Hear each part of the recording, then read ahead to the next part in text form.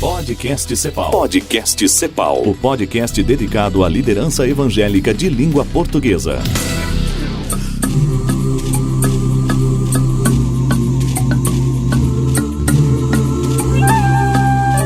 Muito bem-vindos ao Podcast Cepal. Ainda estamos no 43º Encontro Cepal, no Aquário de Ideias que a gente tem aqui graças à parceria de cepalirmãos.com e Instituto Teen Street Brasil, que tem apoiado a gente nessas conversas. Ele acha que é Pânico, né? Ficou bola subiando do lado. Programa Pânico. E nós temos aqui 3 jovens senhores casados, mas com cara de meninos, e 3 missionários que a Cepal tem enviado para Moçambique. Vamos fazer barulho. E olha só, o mais veterano deles é o Sandro Silva. Sandro, quantos anos você tem, Sandro? Eu tenho 33. 33 anos, o mais veterano de todos. Roger, você tem quanto, Roger? 37. Ah, Roger, mas você não é veterano porque ele já tá há mais tempo em Moçambique. Veterano é o Sandro. E você, Thiago? Eu tenho 38. Nossa! Então, o mais jovem é o mais veterano porque o Sandro já está em Moçambique 4 anos. Cara, que louco isso. Porque a gente se conheceu um tempo aqui, né, amor? Eu em São Bernardo, você em São Paulo. A gente se encontrou algumas vezes, compromisso da Cepal e tal. Aí, de repente, ele vai com a esposa grávida e volta com a esposa grávida. 4 anos depois, só que com 2 filhas a tiracolo, cara.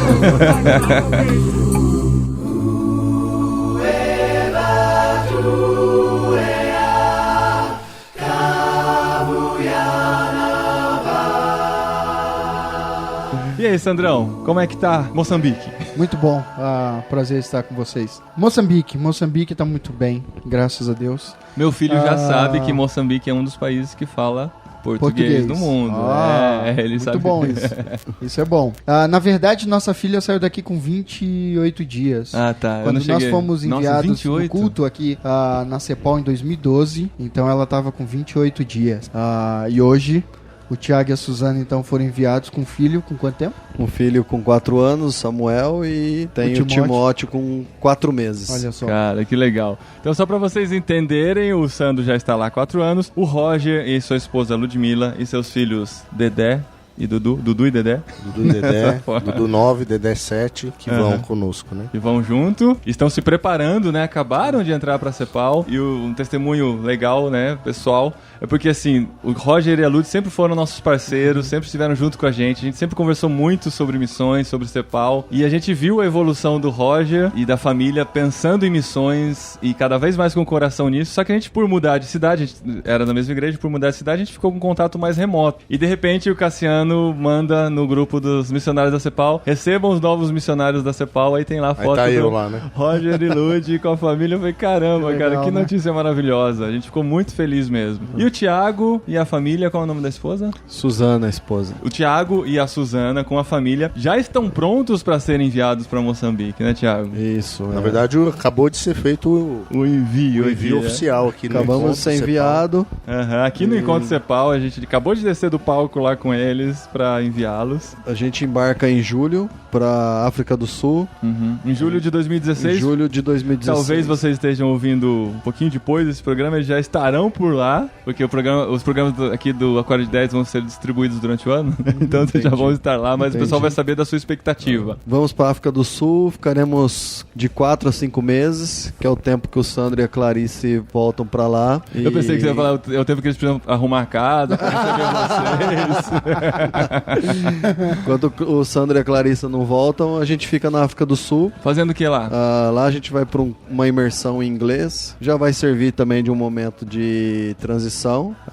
Mas antes disso a gente tem uma história também já de 6 anos de preparo para chegar a esse campo aí que a gente vem sonhando, né? Você foi para lá em 2009? Fizemos uma visita em 2009 e ali Deus mostrou algo para nós, assim. Moçambique é um país apaixonante, né? O Sandro sabe muito bem. É verdade. E a gente voltou de lá queimando pra um dia voltar. Então agora pra gente é uma realização de ver Deus terminando um ciclo na nossa vida, né? Passamos por algumas coisas e muito que nos trouxe crescimento e agora... Desde que vocês voltaram de lá, vocês voltaram com a certeza de que lá era o campo... Voltamos com a certeza. Moçambique é um país apaixonante, né? E uma série de desafios para a igreja, né? Então nós voltamos com esse intuito. No meio do caminho também conhecemos Sandro e Clarissa, aqui na CEPAL mesmo, em 2011, né? O Sandro e ela já estavam aí no gatilho, né? E tivemos uma experiência bem legal também aqui na CEPAL, servimos aqui nos bastidores, em 2011, na organização do congresso, né? E agora, como missionários da CEPAL, sendo enviado para lá, para trabalhar com o Sandro, com a Clarissa e com o Roger e com a Lud. E Roger, quando é que nasceu essa paixão por Moçambique? Também foi uma viagem de curto prazo, eu fui em janeiro de 2014 e... Mas você foi lá porque você suspeitava que podia ser um país interessante para vocês investirem em suas vidas? Ou assim, vou lá, vamos ver o que dá. Acho que foi uma junção de fatores, né? Eu, por enquanto, né, não sei quando eles ouvirem, eu ainda sou do Conselho Missionário da Igreja. Provavelmente vou ser convidado a me retirar, porque agora eu vou defender assuntos assim... A causa própria. Causa própria. Eu vou lá, levar lá pôr em pauta lá um sustento 100%, enfim. Ainda vai ficar legal. A igreja tem um envolvimento bom assim com missões. Há 2 anos antes, eles tinham o desejo de ter algum missionário na África, né? E eu e a Lud sempre estivemos envolvidos na área de missões, fizemos muitos projetos de curto prazo, Rio de Janeiro, Morro do Dendê, interior de São Paulo, MEAP, Ribeirinho, tribo indígena, e eu quis ter essa experiência lá na África. E aí também voltamos assim bem dispostos para, se Deus assim permitisse, servir a igreja lá, né? Houve uma adesão da igreja na hora, né? Então nós sentimos que era um caminho que estava combinando, né, a nossa disposição com também a visão da igreja, né? Para ter alguém lá, né? E são 3 estágios um pouco diferentes, né? Sim. O Sandro já lá, o Thiago indo e você começando a jornada. Só que assim, os preparativos, todos eles passaram pelo que você está passando agora, que é essa ansiedade, né, pré-envio no levantamento de sustento, né, cara? Essa é a fase mais tensa, né, por enquanto, até chegar lá, né? Até chegar lá é a fase mais tensa. E desgastante. É desgastante porque você acaba focando nisso e muitas vezes você vai investindo e você, mas falta pouco, já consegui tantos % e você vai à igreja e você recebe não. O seu projeto é de quê? Meu projeto é de ensinar a Bíblia. Não quero saber de projeto de ensinar a Bíblia. Então você vai a igreja fala que não quer que ensine Bíblia. Não tá interessado. Tá. Tem igrejas que fecham a porta na sua cara e falam, não quero saber de missões. Então você escuta de tudo. Cara, você vira um itinerante, né, de porta em porta pedindo ajuda. Claro que não, é perigoso dizer isso, né, mas assim, a gente às vezes se sente, né, implorando pra que alguém nos ajude, né, porque se dependesse de vocês iriam no dia seguinte já praticamente, né. Exatamente. Mas essa fase do levantamento é realmente Mas é uma coisa complicado. Que a gente tem que ter em mente é que aquele que chamou, aquele que enviou, é aquele que vai cuidar e é aquele que vai sustentar. Isso que nós devemos ter no nosso coração. É a mesma coisa de um preparo, de um pré-casamento. Tá você e sua noiva preparando as coisas, como vocês começam a ter conflitos. Porque um queria de um jeito, outro queria do outro e tal. E a mesma coisa em relação ao preparo de sustento, ou melhor, levantamento de sustento. Você vai começar a ter conflito, porque com igrejas ou com pessoas e você vai tentar, mas espera aí, Deus coloca o projeto no nosso coração, mas quando você vai começar a apresentar e pessoas falam, não tem nada a ver com a visão da nossa igreja. Isso não, peraí lá, é a visão da igreja ou é a visão de Deus? Cara, não é fácil. Não é fácil, né, Thiago? Cara, você levou 6 anos. Levamos 6 anos nesse período, mas o início mesmo de levantamento de sustento há 2 anos e meio, né? Quando saímos, nos desligamos da nossa igreja, eu fazia parte da equipe ministerial da nossa igreja, também era o coordenador de missões, né? E naquela altura a gente estava num processo de eu aceitava participar como mais sério na liderança da tão igreja, ou nós saímos pro campo. E nós tínhamos a certeza que era para sair. Fomos nesses 2 anos e meio levantando. Ainda nesse período, quando os irmãos estiverem nos ouvindo, nós não estamos também com 100% do sustento. Ainda estamos nessa luta, mas já entendemos da parte de Deus que é o momento de ir. Então nós vamos e Deus vai... Como diz o reverendo Elben César, nós temos que orar pedindo que Deus nos surpreenda. Então nós temos feito essa oração. Que legal, cara. Para Deus nos surpreender e Ele é estratégico nisso, né? Ele nos surpreende.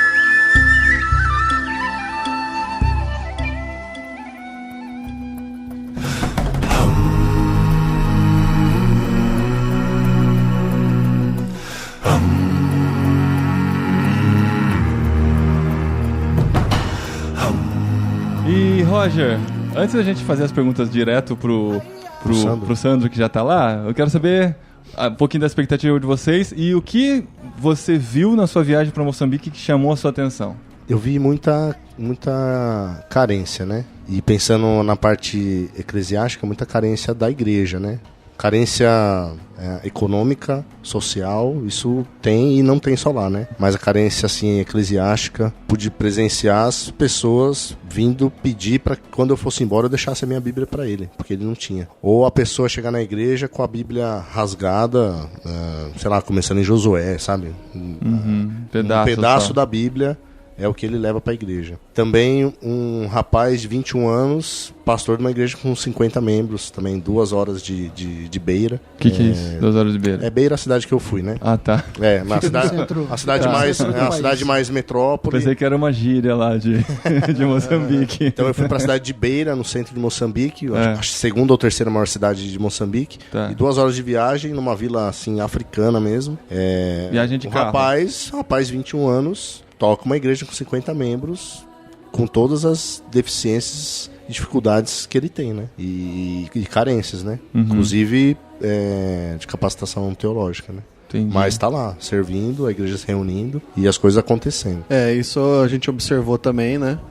A Suzana, minha esposa, é pedagoga. Quando ela voltou, ela quis fazer uma pós-graduação em educação cristã, que é a área dela, né? E lidar com criança também é algo que ela gosta. Então a carência do ensino é muito grande lá, né? Nós vimos igrejas com pastores que não conseguiam ler a Bíblia. Quando nós fomos, nós ficamos na capital, chamada Maputo, e lá na periferia da capital tinha assim, pastores que não conseguiam ler a Bíblia. Então muito do que eles tinham era de missionários que investiam na vida deles, caminhou com eles, mas chegou um momento que deixou ele em carreira solo. Mas como ele ministrava repetindo aquilo que ele tinha aprendido dos missionários. Mas isso dá grande...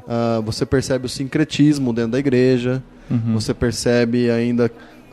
os próprios membros ainda vivem no animismo, que é a evocação dos espíritos, correlacionando as questões espirituais com magia, com pulseirinhas de quebranto. Você vê muito, né, as crianças lá com essas pulseirinhas. E na região da capital, nós ficamos na região da capital, né, que é a região mais desenvolvida do país. Hoje o Sandro pode, que é Maputo, mas o Sandro pode confirmar, né, se Maputo se desenvolveu mais, que eu fui em 2009 lá, né. Nós vimos essa necessidade e uma outra necessidade que nos chamou a atenção, de famílias no qual o homem seja exemplo, porque em Moçambique, quem vai pra roça, bater enxada, vai cuidar da roça são as mulheres. Então a mulher faz o serviço braçal pesado, vai buscar água, vai regar a plantação, a mulher que tem essa dificuldade, enquanto o homem, quando ele não é um artesão, ele trabalha em algumas pequenas indústrias, ou ele tem um negocinho, mas a carência é muito grande, né?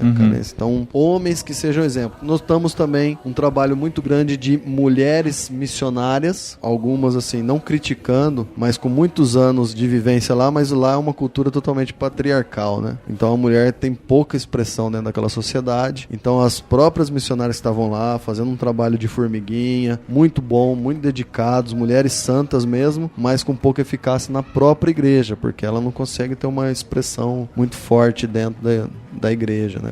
Por conta da cultura, né? Você passou quanto tempo lá? Nós passamos 15 dias. Olha ficamos só, lá deu pra observar muita coisa, hein? Deu pra observar. E você ficou quanto tempo? Eu fiquei 22. E 4 anos lá, Sandrão, o que você já observou nesse tempo lá da situação espiritual? Se eles estão prontos a aprender? se a liderança está sendo qualificada. Como é que você tem enxergado a situação de Moçambique? É interessante que eles fizeram as colocações do que eles perceberam nas visitas deles, e foi justamente o que eu também percebi quando eu visitei. 2010 foi minha primeira visita, e hoje, quando você olha para Moçambique, mudou um pouco, mas continua ainda com as mesmas necessidades. Então mudou um pouco em que sentido?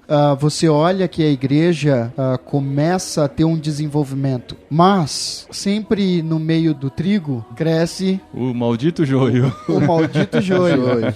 Então, não só vão missionários que estão realmente preocupados com verdadeiro evangelho, com bons ensinamentos, mas também vão missionários para ensinar coisa errada. Então, quando você olha o desenvolvimento da igreja moçambicana, você continua percebendo o sincretismo, aquilo que o Thiago falou, da religião africana inserida no evangelho. Você ainda encontra igrejas com um pastor no púlpito, com um curandeiro no púlpito, com um feiticeiro no púlpito. Eles fazendo revezamento. Então isso ainda você encontra.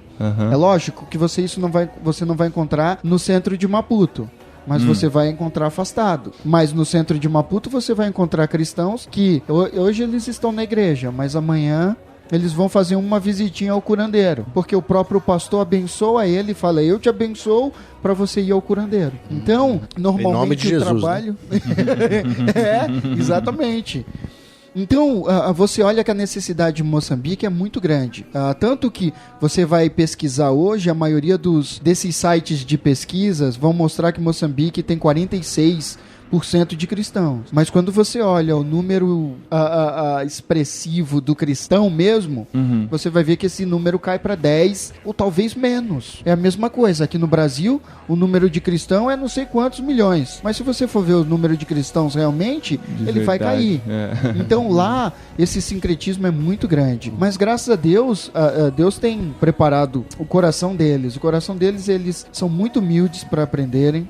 Alguns, os jovens, você vai falar dos mais velhos, há uma barreira ele tem que idade, confiar, né? Pela idade não pela idade, porque a partir do momento que ele vai olhar pra você e vai ver que você tem filho, ele vai falar: opa, esse tem uma maturidade, porque ele já tem filho já. Então, não pela idade. Um missionário solteiro que estava em Moçambique, que tinha quase 50 anos, era menos respeitado do que eu, que tenho a idade que tenho, mas eu tenho filho. Então, alguns pastores já chegam, já dão aquela abertura e você já começa, mas eles precisam primeiro ter confiança, precisam primeiro saber o que você vem fazer.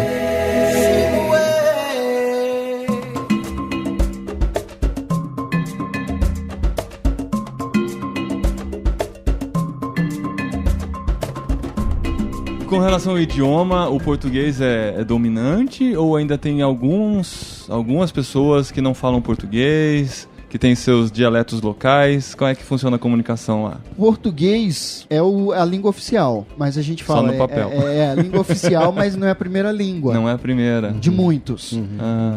O dialeto, Moçambique tem mais de 42 dialetos. Então todo mundo até pergunta: e você aprendeu algum dialeto? E aí a gente até pensou em aprender. Mas se nós fôssemos trabalhar com um povo específico, isso seria natural aprender. Mas se eu aprendo o Xangana, que é o dialeto do sul, então se eu for dar um treinamento no norte, não e aí que é Makua, e eles vão falar: você fala Xangana, então pera lá, você precisa aprender o Makua pra chegar aqui.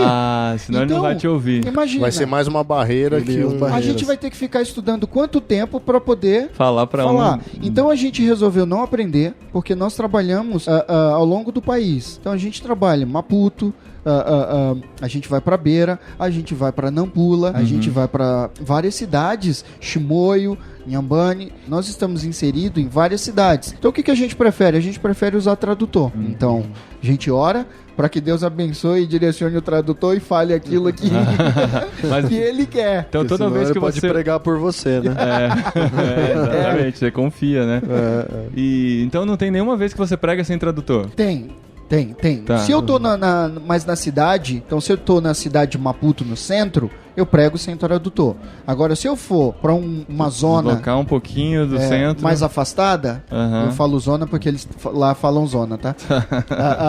Se eu for para uma zona mais afastada, já tenho que usar tradutor. Olha a mesma coisa se eu tô em Beira. Se eu tô na cidade da Beira, no centro, eu não tenho problema, posso pregar em português. Agora, dependendo de onde eu estiver, eu tenho que pregar em português ou tenho que ter uma tradução pro Sena, pro Dal ou para outro dialeto daquela região. Então, os centros são desenvolvidos. Um problema muito grande que vocês têm por lá é a questão da malária, né? Como que é... Você já teve malária? Não, isso é interessante, porque eu e o Thiago, a gente estava conversando com uma pessoa que ficou em Moçambique 2 anos e ele pegou malária 6 vezes e a esposa pegou 9. A gente tá em Moçambique há 4 anos. Ninguém eu nunca peguei malária, minha esposa nunca pegou, entende? Então, isso vai de cada um. Tem um missionário lá que ele fala que teu sangue é ruim, cara. Os mosquitos não querem saber. Por quê? Ele foi numa viagem que era...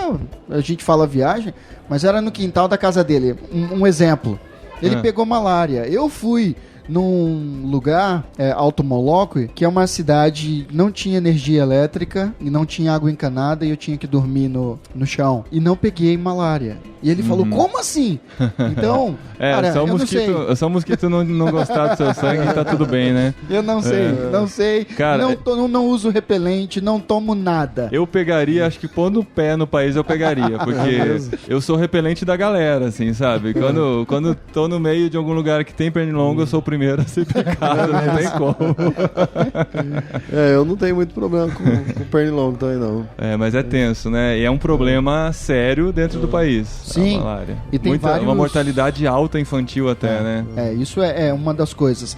Mas o que é interessante é que normalmente as pessoas falam da malária como mortalidade infantil. Em Moçambique, o que causa mortalidade é que normalmente eles têm uma outra doença, que é a AIDS. Então, quando a pessoa tem AIDS e se junta e ela pega uma malária, cara, aí é fatal. Morte. É fatal. Não tem imunidade pra resistir. Não tem. Entendi. Então é difícil. E o malária índice de mata. AIDS é alto lá. É altíssimo. Justamente por quê? Por causa de coisas culturais que existem. Tipo, então... Poligamia. Bem comum. Até dentro da igreja. Essa risadinha. Eu, inclusive, né? Não, normalmente, quando eu vou pregar nas igrejas, eu costumo dizer, né? Eu tenho 3 mulheres. Aí todo mundo... Calma, eu tenho uma esposa e 2 filhas. Então... Mas eles já assustam, já. Porque... eu pensei que fôssemos só os africanos. Aí depois que eu falo, não, calma lá, eu tenho uma esposa e 2 filhas. Mas tem vários rituais também. Por exemplo, quando uma criança, isso não é em Moçambique todo, mas algumas regiões, algumas zonas de Moçambique, uma menina, quando tá entrando na puberdade, o pai manda ela aprender a ter relacionamento sexual com o irmão dele, com o tio dela. Nossa. Pra depois falar, pronto, minha filha já está pronta, e apresentar pra qualquer outra pessoa. E aí a mulher lá, pra dizer que ela é uma mulher boa, ela precisa engravidar. Boa que eu digo sadia, sabe? Ela tem que engravidar. E aí, ela namora, arruma um namorado, engravida. O namorado, então, vai lá e mete o pé.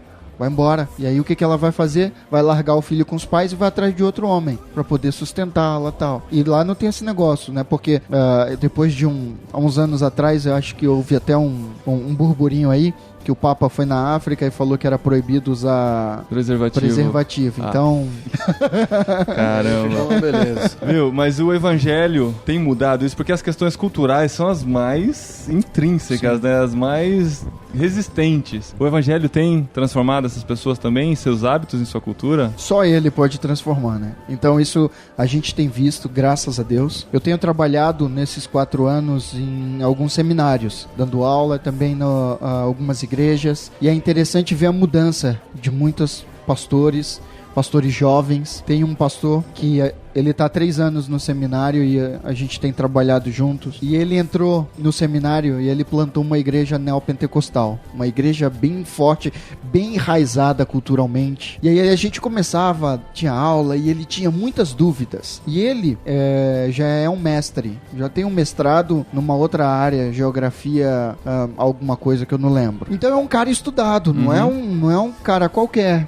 Então ele começava a fazer perguntas e perguntas. E hoje, 3 anos depois, você escuta o testemunho dele, você não acredita. Então, ele fala, eu plantei uma igreja totalmente errada, totalmente fora do evangelho, a minha preocupação era ganhar dinheiro, a minha preocupação era ensinar coisa errada para as pessoas. Eu entendo que o meu dever é pregar o evangelho, porque é o evangelho que vai transformar a vida das pessoas. Amém. E não sou eu, porque o africano tem muita coisa de poder, então ele é o dono da igreja, e ele não. Então a humildade da pessoa. Então é interessante que a gente consegue perceber a transformação que o evangelho tem causado na vida de muitas pessoas. Que legal, a gente fica muito feliz de ver essa equipe em Moçambique sendo formada.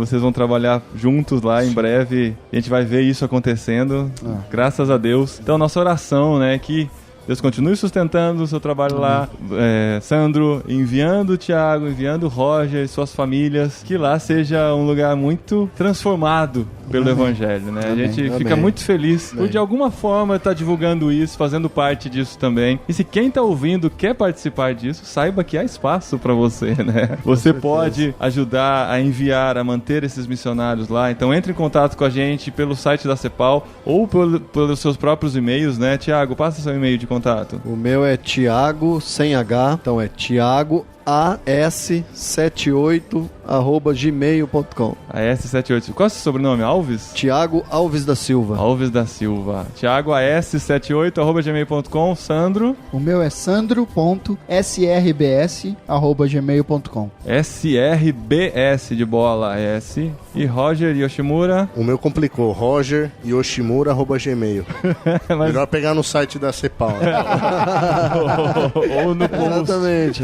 No post desse programa, Yoshimura, com SHI, aí fica tranquilo, Y no começo. Muito bom, gente, parabéns pelo empenho de vocês, pela visão, que Deus abençoe vocês lá do outro lado do Atlântico. Joia. Valeu, Paulinho. Obrigado. É muito bom participar do podcast. Cara, se eu conseguir os repelentes adequados, a gente vai um dia gravar a continuação desse programa lá em Moçambique. Opa! Vamos cobrar, olha aí, ó. Vamos cobrar. Valeu. Tchau, tchau. Valeu, galera.